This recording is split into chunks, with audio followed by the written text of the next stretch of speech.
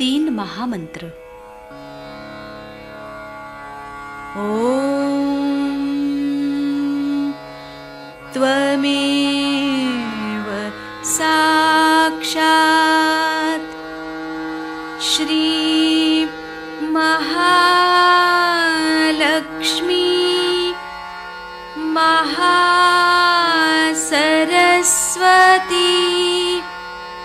महाकाली त्रिगुणात्मिका कुंडलिनी साक्षात् श्री आदिशक्ति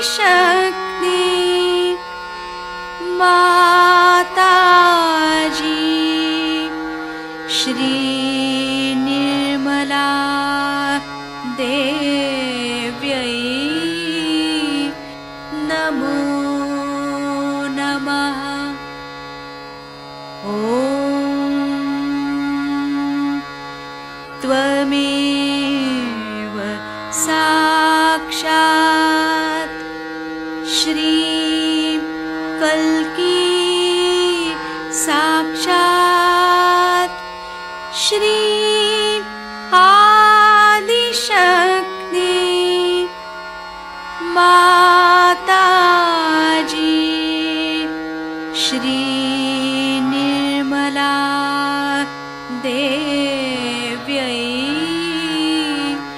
नमो नमः। ॐ त्वमेव साक्षात् श्री कल्की साक्षात् श्री सहस्रार स्वामिनी मोक्षप्रदायिनी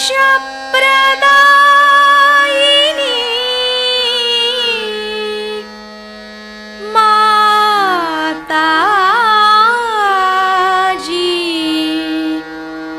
श्री निर्मला देव्यै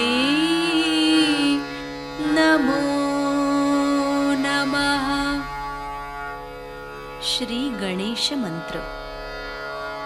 ओम त्वमेव साक्षात् श्री गणेश साक्षात् श्री आदिशक्ति माताजी श्री निर्मला देव्यै नमो नमः।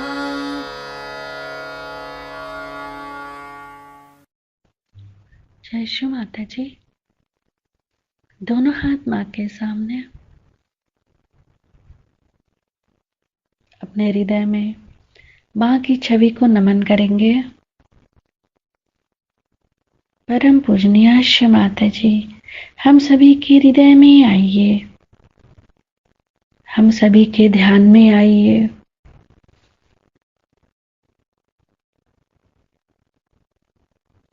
अपने आँखों में, अपने हृदय में माँ की छवि को स्थिर करेंगे।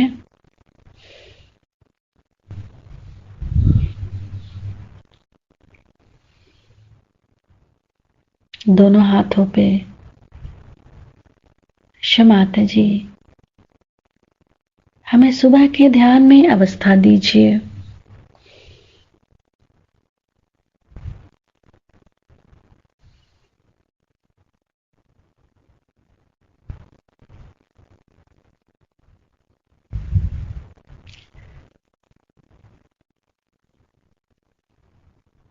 श्री माता जी, जिन्होंने हमें परेशान किया है या जिन्होंने हमें तकलीफ दी है, हम उन सबको क्षमा करते हैं।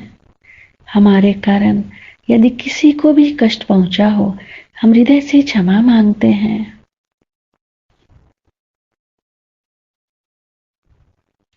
अपने हाथों पे माँ के प्रेम को अनुभव करेंगे।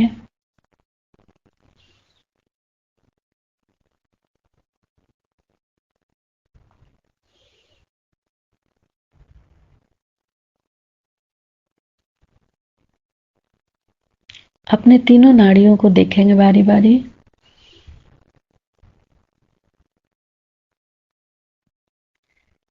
अपने चित्त को एड़ा नाड़ी पे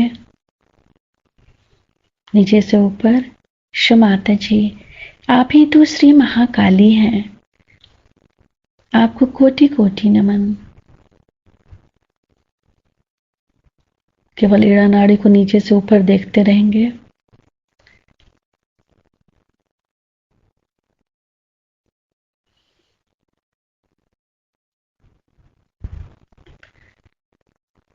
फिर पिंगला नाड़ी को देखेंगे। क्षमाता जी, आप ही तो श्री महासरस्वती भी हैं, आपको कोटि कोटि नमन। पिंगला नाड़ी को नीचे से ऊपर देखेंगे।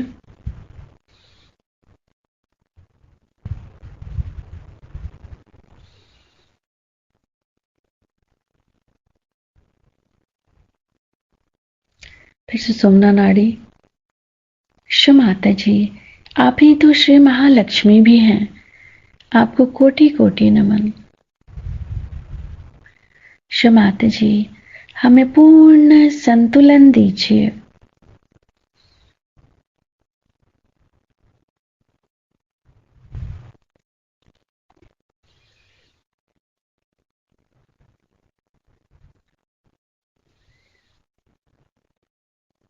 अपने चित्त को सेंटर स्वादिष्ठान।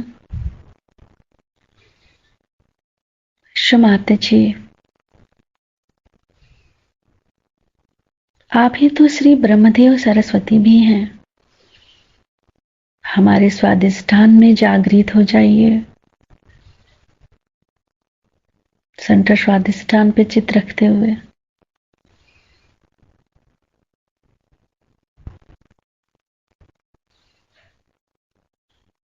सेंटर नाभि। क्षमाता जी, आप ही श्री लक्ष्मी और नारायण भी हैं, हमें समाधानी बनाइए। पूरा चित्त सेंटर नाभि।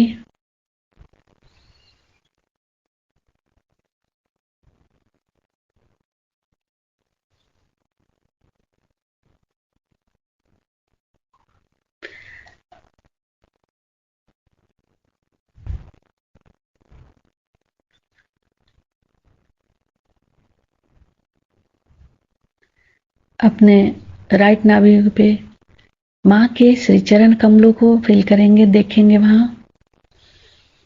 क्षमाता जी, अपने श्री चरणों की शीतलता हमारे लीवर पे प्रदान कीजिए। थोड़ी देर के लिए अपने राइट नाभि पे माँ के श्री चरण कमलों को देखते रहेंगे।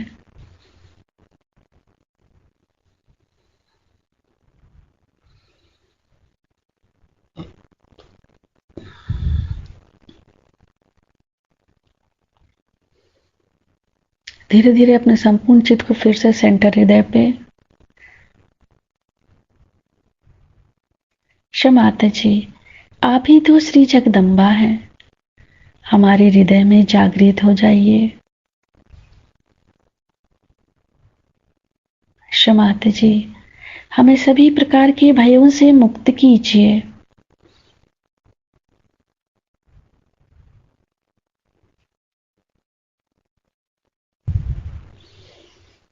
फ्रंट आज्ञा।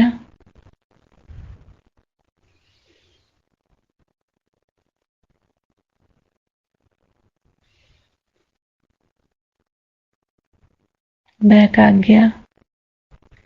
सिर के तालु भाग पर संपूर्ण चित्त।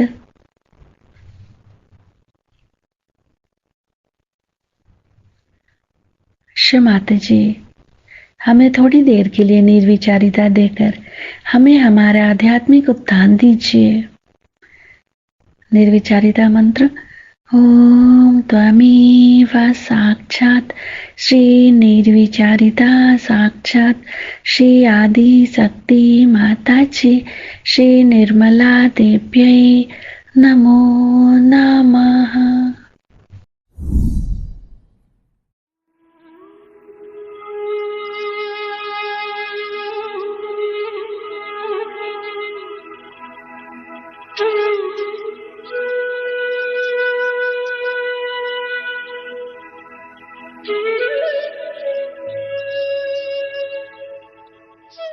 ऐसी कोई परेशानी की तो बात नहीं। अब थोड़े बताऊंगी कि आज्ञा चक्र जो है वो यहाँ पर सीता है और ये महाविष्णु का स्थान है। आज्ञा चक्र आपका बहुत जोर से चलना शुरू हो जाता है जिस वक्त आप बहुत ज्यादा सोचते हैं आगे में। यहाँ पर जब बहुत सोच विचार शुरू हो जाता है तब आज्ञा चक्र चलता है। आज्ञा चक्र तब भी चलता है जब मनुष्य अहंकारी होता है। जब उसमें अहंकार आ जाता है तो उसका आज्ञा चक्र बहुत चलता है। और ऐसा आदमी जब अहंकार के दमन का प्रयत्न करता है तो वो अपने ही छाया के साथ लड़ते रहता है। अहंकार भी अपनी छाया मात्र मिथ्या है, वो कोई चीज है नहीं, तो अपनी छाया के साथ लड़ता है। उससे लड़ते लड़ते झूठते झूठते वो भी थक जाता है। जब वो बहुत थक जाता है तब वो दूसरे मार्ग ढूंढता है, जैसे वो शराब पीने लग जाएगा या किसी और औरतों के घर जाना शुरू कर देगा भागने के लिए, अपने से पलायन करने के लिए। वो देख नहीं पाता अपने अहंकार को। और ये स्थिति बहुत लोगों की हो जाती है कि घबरा जाते हैं अपने अहंकार से कि बाप रे ये कितना अहंकार मुझे खा गया। इस अहंकार के कारण भी एक बड़ी बीमारी अब आने वाली है जो कि मैंने अमेरिका में बताई है। मैंने एड्स के बारे में बताया था, उसके बाद जब नई अल्जाइमर की नई बीमारी शुरू हुई उसके बारे में बताया था, और अब तीसरी बीमारी के लिए बताया आई हूँ कि ऐसे लोग पैरालाइज हो जाएंगे जिनकी आज्ञा चक्र बहुत जबरदस्त चलेगा और जिनका अहंकार बहुत बढ़ जाएगा, वो एकदम पैरालिसिस हो जाएगा। और पैरालिसिस होने के बाद वो इस तरह का पैरालिसिस होगा कि जब वो चेतन बुद्धि से कोई काम करना चाहे, कॉन्शियस माइंड से, तो कर नहीं पाए। ऐसे तो चलते फिरते रहेंगे, जब सोचेंगे कि मैं चल रहा हूं तो एकदम ठप से गिर जाएंगे। और ये बीमारी पहले अब शुरू ही हो गई है। हमने 2-4 पेशेंट्स अभी देखना भी शुरू कर दिया। सो अहंकार से लड़ने से नहीं होता है, अहंकार से जूझने से नहीं होता है। ये गलत फहमी है कि हम अहंकार से लड़ सकते हैं। अहंकार तो हमारी ही बनाई हुई मिथ्या बात है कि हम दुनिया भर की आफत उठाए चल रहे हैं। मैं कभी कभी एक कहानी बताती हूँ कि कुछ लोग प्लेन से जा रहे थे, देहाती थे, उनसे कहा इतना सामान मत ले जाइए। तो उनका अच्छा ठीक है, वो प्लेन पे बैठे और सामान अपने सर पे रख लिया। कहने लगे हम तो इसका बोझ ढो रहे हैं। अरे जिस प्लेन ने आपको उठाया है वही इसका बोझ उठा रहा है। जिसने आपको बनाया है, जो करता भोगता सब कुछ है, वही सब कुछ कर रहा है। लेकिन कहने से नहीं होता। फिर यह कहूंगी ये कहने से नहीं होता, ये आपकी स्थिति है। जब ये स्थापित हो जाती है तब निर्विचारिता आपके अंदर स्थापित हो जाती है। जब कुंडलिनी का जागरण होता है और जब आज्ञा को लांघ जाती है तो निर्विचारिता आप में स्थापित हो जाती है। उसके उल्टे आपके अगर पिछले हिस्से में ये चक्र पकड़ा जाए तो डायबिटीज की वजह से यहाँ पर जब वो पकड़ा जाता है तो आज्ञा चक्र के चारों तरफ फैला हुआ है स्वादिष्टान जब जकड़ा जाता है तो आंख में नुकसान हो जाता है। तो उससे भी ज्यादा अगर आप गलत गुरुओं के पास गए तो आपकी आंख अंधी हो सकती है, आंख में अंधापन आ सकता है, आंख की कमजोरी से आ सकती है, आपके बच्चे अंधे हो सकते हैं। इससे क्योंकि आप अंधेपन में वहां गए थे, अब पक्का अंधापन आपके अंदर आ सकता है।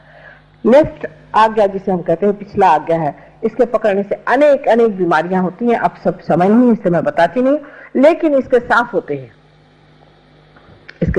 ही मनुष्य की दृष्टि में एक चमक आ जाती है, जिसको एक ग्लिम्ट कहते हैं, एक ज्योत आंख में आ जाती है। और जिसके आज्ञा की चमक आ गई, ऐसे आदमी की दृष्टि भी अत्यंत शुद्ध होती, इतनी शुभदायी होती है कि जिस पर पड़ जाए उसका शुभ हो जाए। ऐसी व्यक्ति की सारी आकृति ही शुभदायी होती, उस आकृति की काटछाट करने की जरूरत नहीं, क्योंकि वो सारी आकृति ही उसी बनी रहती है।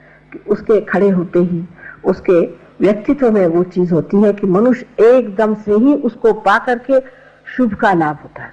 हमारे यहाँ शुभ की बात बहुत करते हैं, लेकिन ये नहीं जानते कि शुभ और अशुभ चीज क्या होती है। जब कोई चीज शुभ होती है तो उसमें से चैतन्य बहना शुरू हो जाता है। उसमें से चैतन्य जब बहे तो सोच लेना ये चीज शुभ है और नहीं तो नहीं।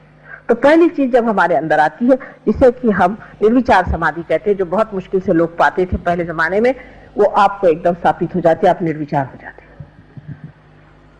और इसको प्राप्त करने के लिए कोई सा भी विचार मन में आया, तुझे क्षमा कर दिया, क्षमा क्षमा क्षमा, ये ईसा मसीह ने हमें सिखाया है। ईसा मसीह दूसरे तीसरे कोई नहीं है, ये श्री गणेश का अवतरण संसार में हुआ। सारे उनका वर्णन आप अगर महाविष्णु का वर्णन पढ़ें देवी महात्म्य में, तो आप जान जाइएगा कि साक्षात वही है। न तो वो ईसाई के हैं, न हिंदुओं के, न मुसलमानों के हैं, लेकिन वो सहयोगियों के, उनके सबसे बड़े भाई हैं। और वही जिस तरह श्री गणेश सबके पहले सबसे पहले सहयोगी हैं, उसी प्रकार ईसा मसीह भी। ईसा मसीह का नाम भी बड़ा सुंदर लिखा गया, क्योंकि उनका नाम ख्रिस्त है। ख्रिस्त हिब्रू में उनको ख्रिस्त कहते हैं, ख्रिस्त कृष्ण से आया। राधा जी का ही स्वयं महालक्ष्मी का स्वरूप था, और राधा जी ने ही मेरी के नाम पर नाम से ही जन्म संसार में लिया, और उन्होंने ही ये बच्चा पैदा किया। ये आप अगर देवी महात्म्य पढ़े तो आप जान लीजिएगा। और उस राधा का ही ये पुत्र है जो श्री कृष्ण से पैदा हुआ। और जब वो बाप की बात करते हैं तो सिर्फ श्री कृष्ण की बात करते हैं। ईसा मसीह की सिर्फ 2 उंगलियां ऐसी रहती हैं, ये उंगली विशुद्धि चक्र की है जो कृष्ण की है, और ये नारायण की। दूसरा नाम उनका जो जीसस है, उसको हिब्रू में यीशु कहते हैं। आप जानते हैं यशोदा जी का नाम यीशु ही होगा, उनको यीशु पुकारते थे, इसीलिए राधा जी ने सोचा कि इनका नाम यीशु लिखते हैं। अब ईसाइयों को कौन जाके बताए और हिंदुओं को कौन जाके बताओ। जब मैं आपसे ईसा मसीह की बात करती हूँ तो लोग निकालते हैं कि माँ तो यहाँ सबको ईसाई बना रही है, और जब मैं वहाँ कृष्ण की बात करती हूँ सब लोग कहते हैं इनको मैं हिंदू बना रहे। मुझे किसी को कुछ बनाने का नहीं, मुझे सिर्फ आप जो हैं, जो आपकी चीज खोई है वो आपको देने की है, बस। इन सब झगड़ेबाजी में मैं हूं नहीं। आपकी जो अंदर सुंदर स्थिति है, उसको आपके लिए जो उसकी कुंजी जो है, मुझे आपके सुपुर्द कर।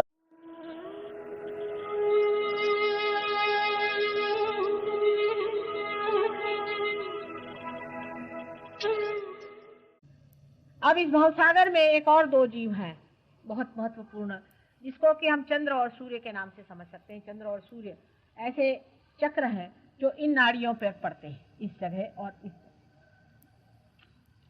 इन चक्रों के ऊपर में 2 बड़ी हस्तियां बिठाई गई, वो बिल्कुल ही मानव स्वरूप है, वो मानव ही है सब। और उनमें से एक बुद्ध है और दूसरे महावीर है।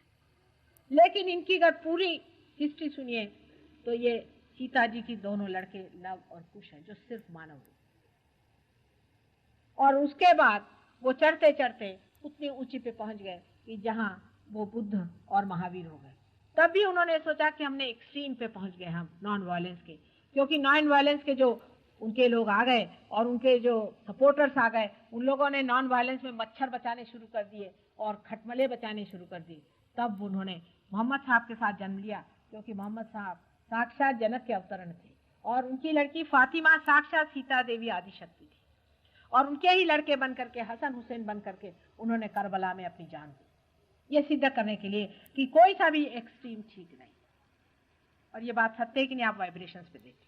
अगर मैं झूठ कह रही हूं तो आपके वाइब्रेशन से आपको पता होगा एक भी अक्षर में आपसे झूठ नहीं कह। और उनके दोनों स्थान यहां पर बने, अपने सर में यहां पर दोनों बने। जब आपकी नाभि लेफ्ट पकड़ती है तो सोचिए कि महावीर का स्थान खराब हो गया। और महावीर का स्थान खराब होने का मतलब है आप बड़े कट्टर आदमी हैं। ये नहीं खाना, वो नहीं पीना, इसको नहीं छूना, उसको नहीं करना, सवेरे से नहाना धोना, एकदम स्त्री वाले कपड़े पहनना, और इस तरह से बहुत ही बिल्कुल ही स्टिफ आदमी होना, इसे लेफ्ट नाभि पकड़ती है। महावीर जी का नाम आपको लेना पड़ता है। और राइट नाभि आपकी तब पकड़ती है जब आप बड़े अहंकारी हो जाते हैं। खाने के मामले में मुझे ये पसंद है, मुझे छोटे आलू की सब्जी के अंदर मेथी कटी हुई पसंद है, पकड़ गई आपकी नाभि। मुझे बाथरूम ऐसा पसंद है, माने आप आगा खान है, आपको आगा खान का पैलेस पसंद है, तो हम क्या करें? इस तरह की तानाशाही करना मुझे ये चीज पसंद नहीं आई, मैं वहां गया साहब, मुझे उनके ये कपड़े पसंद नहीं आए, आप ये साड़ी पहनी मुझे पसंद नहीं आए, गए आप काम से। ये बुद्ध का हाल है। इस तरह से अहंकारी लोगों का ये पकड़ जाता है। तो इस तरह से सूर्य और चंद्र की दोनों नाड़ियां पकड़ी जाती। महावीर जी ने इस कदर चंद्र नाड़ी पर काम किया है कि पाताल में वो जा करके, और नर्क में क्या क्या होता है, उसमें किस तरह के 7 नर्क होते हैं, उसमें कैसे कीड़े होते हैं और किस तरह की बदबू चलती है, और उसका सारा वर्णन उन्होंने कर दिया। लेकिन तो भी जैनियों के अकल नहीं, बिल्कुल अकल नहीं आई। और वो अगर आप पढ़े तो कान पकड़े और कहे माँ हमें नर्क नहीं जाने का, और चाहे कुछ भी कर, ये नर्क है तो हमें नहीं चाहिए। फैशन में आप लोग 1000 चीज कर लेते हैं, पर पता रखिए कि नर्क जाना होता है। एक अभी किसी ने बड़ा अच्छा मजाक बताया, वो मैं आपको बता करके अभी अपना लेक्चर खत्म करूंगी, क्योंकि 2 चक्र और करने के, वो कल करेंगे। एक मजाक कभी किसी साहब ने बताया कि एक आदमी बड़े धार्मिक थे, सात्विक थे, बेचारे बड़े शांति से रहे, और जब वो भगवान के पास गए तो उनको स्वर्ग में भगवान ले गए। तो देखा वहां भी बहुत सारे सहयोगी बैठ करके ध्यान धारणा कर रहे। तो उन्होंने कहा कि भाई यहाँ भी वही चक्कर, मैं वहां भी ऐसा ही रहा, यहाँ भी यही चक्कर, हमने तो सुना कि बड़ा मजा होगा, तो यहाँ तो कोई मजा ही नहीं हो रहा, सब लोग ध्यान ही में मजा ले रहे हैं, मनन में ही मजा ले रहे हैं, तो कुछ ना कुछ तो और भी चीज होनी चाहिए। तो उन्होंने कहा भगवान से कि भाई मैं जरा नर्क जाना चाहता हूँ, मैं जरा नर्क जाके देखना चाहता हूँ कि नर्क भी क्या चीज है, कुछ मुझे भी उसका पता चले कि नर्क क्या चीज। भगवान ने कहा अच्छा चले जाओ बेटे, इस रास्ते से चले जाना। वहां गए तो देखा वहां माँ रंगरलियां नच रही हैं, औरतें नाच रही हैं, तमाशे हो रहे हैं, गाना बजाना हो रहा है, वो गंदी भद्दी बातें हो रही हैं, सब शराब चल रही है, सब सिगरेट चल रही है, मतलब जैसे यहाँ होते हैं ना, क्या कहते हैं उसे, भूल गई मैं, हाँ नहीं कैबरे ने कहते आणखी तुम्हाला माहिती, हाँ डिस्कोथेक, हाँ डिस्कोथेक खुले हुए हैं उनका। वाह भाई वाह, ये तो जगह पे मैं पहुंच गया। तो उन लोगों ने संगीत अपना ठहरा, पूछा भाई तुम यहाँ किस सिलसिले में खड़े हो? पहले मुझे नर्क में जाने का है, इसलिए मुझे भगवान ने यहाँ भेज दिया। पहले अच्छा ये देखो ये दरवाजा, यहाँ से जाओ। दरवाजा जैसे खोला तो देखा लोगों को कढ़ाई में झोंक रहे हैं, कहीं जला रहे हैं, कहीं उल्टा टांग रहे हैं, गर्दनें काट रहे हैं, मैल पीप में छोड़ रहे हैं, कहीं उसमें गंदे गंदे प्राणी उनके ऊपर चढ़ रहे हैं, उनको खा रहे हैं, लेपर्स के जैसे सब खड़े हुए हैं। दौड़ के आए वापस, उनका भाई ये क्या, ये तुम लोग तो बाहर ये कर रहे हैं, अंदर वो हो रहा है। कहले ये हमारा पब्लिसिटी डिपार्टमेंट है नर्क का।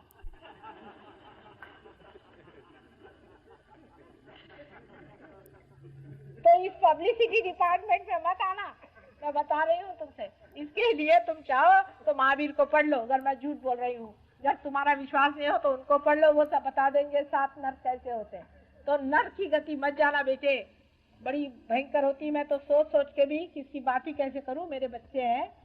तुम सोचो कि कोई माँ अगर जानती होगी नर्क क्या है तो वो चिल्लाएगी, चीखेगी, बच्चों को अपने पकड़ के रखेगी, बाबा रे वहां मत जा। वो भूखे मरेगी चाहे जो करा लो उससे, पर भैया वहां न जाओ, मैं जानती हूँ वो क्या चीज है। और जो जानता है उसी से आप उसकी आर्तता समझ सकते हैं कि मैं इस कदर चीख चीख करके और चिल्ला चिल्ला कर तुमसे जो इतनी विनती कर रही हूँ कि बेटे सही रास्ते चलो, क्योंकि मैंने नर्क देखा है, तुम उसकी पब्लिसिटी डिपार्टमेंट पे मत जाओ।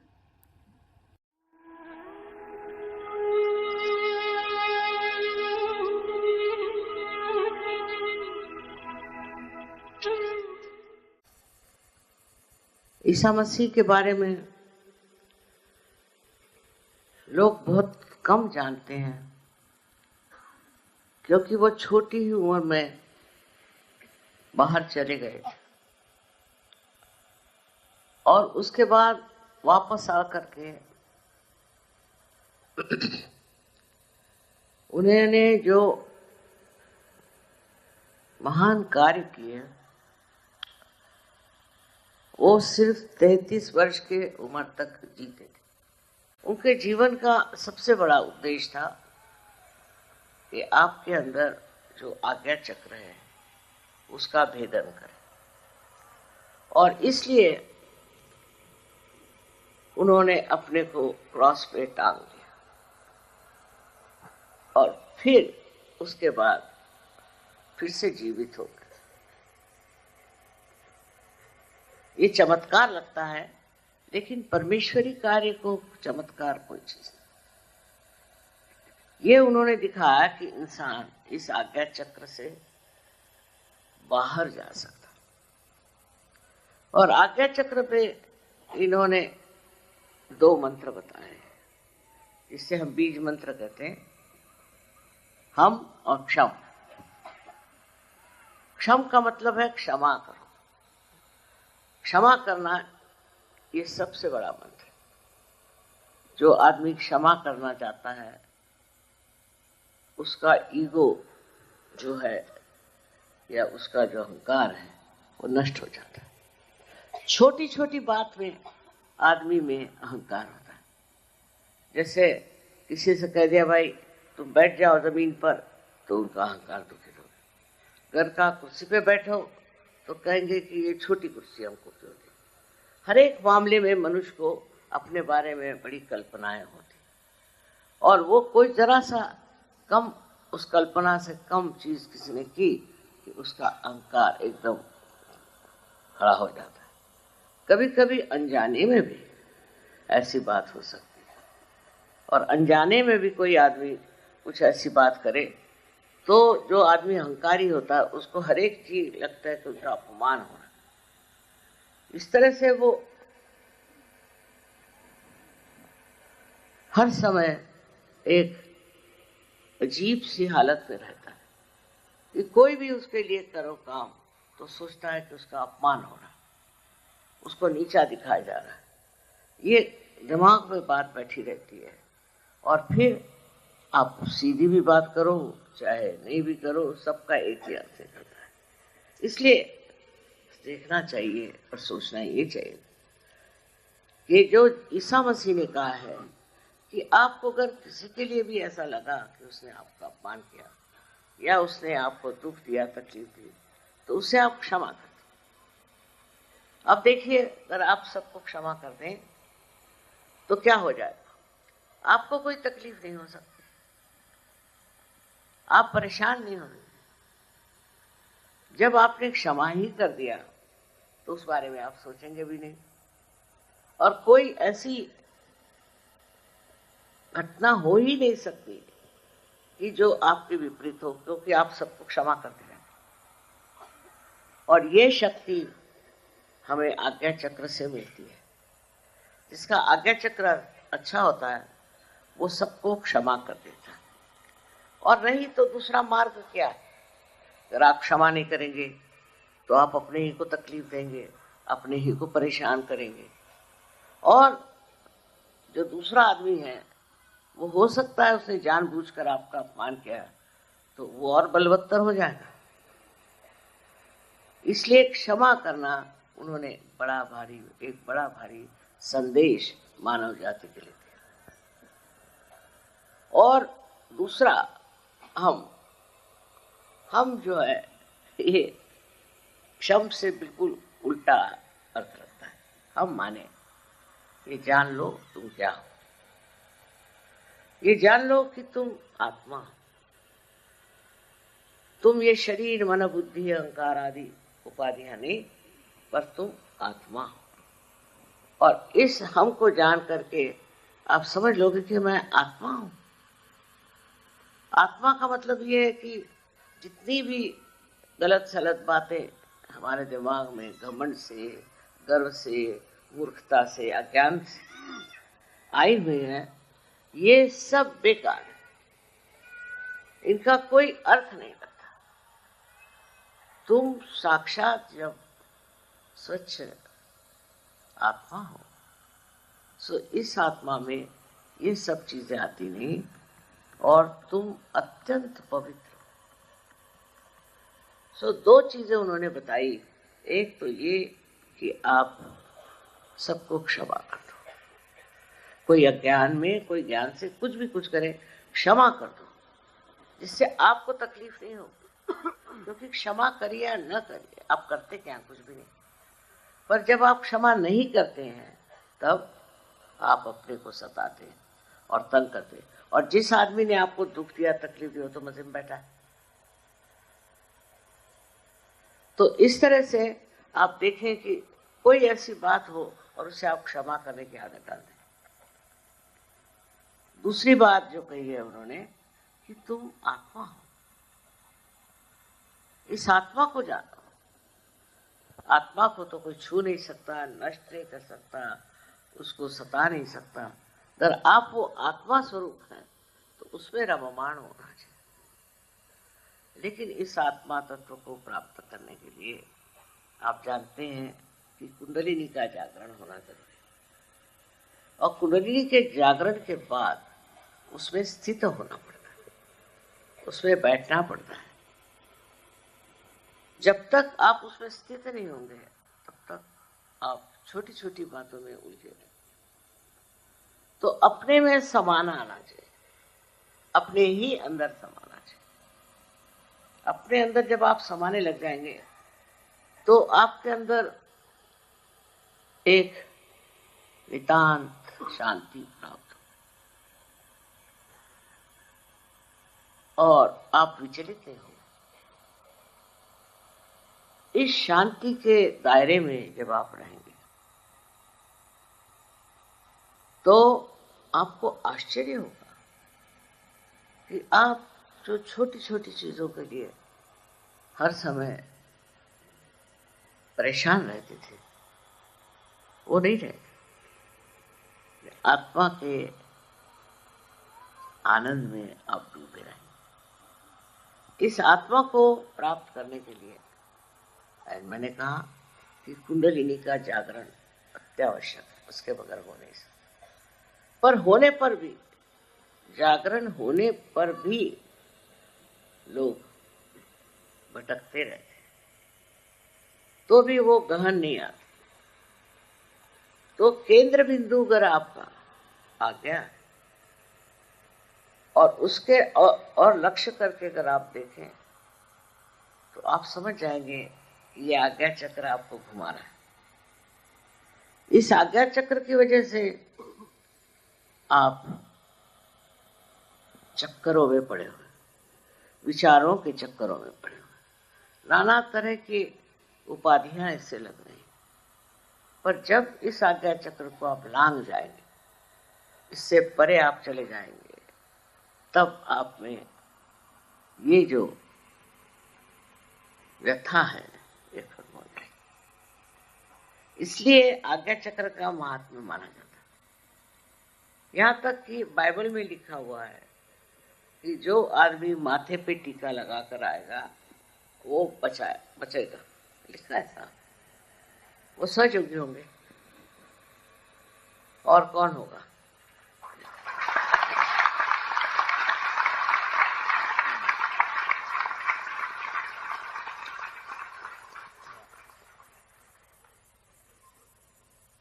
काम तो प्रचंड है। वो 12 आदमी थे, आप लोग हजारों हैं, लेकिन एक एक आदमी ने वहां जो मेहनत की है उसके एक सहस्त्रांश भी आप लोग करें तो न जाने कहां से कहां ये कार्य फैल सकता। अब मेरे लिए तो यही एक आधार है कि आप लोग सहयोग को बढ़ाएंगे और सारे विश्व में इसे फैलाएंगे।